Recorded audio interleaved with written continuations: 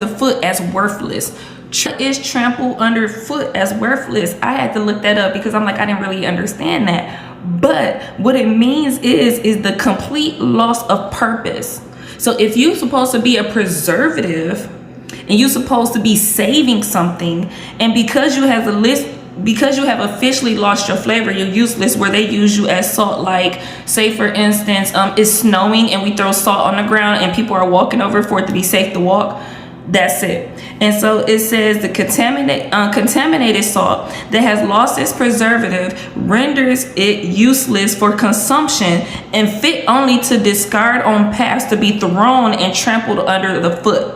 And so then in verse 14, it says, you are the light of the world, like a city on a hilltop that cannot be hidden. What does this mean? This is a call to openly reflect on his truth, his character, and righteousness as a visible guide to influential presence in a spiritually dark world.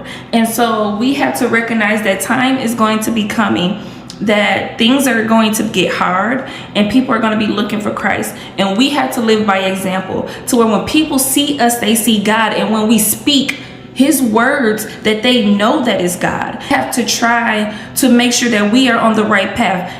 There's no time like now to decide to choose holiness. People, another thing that I talked about in the last video is the point of us sinning and people skating that line on what is okay and what's not okay. And so you're trying to bargain with God to say, yeah, God, I want to do this for you, but I don't want to let this go. And then there's somebody out there who is willing to release it all.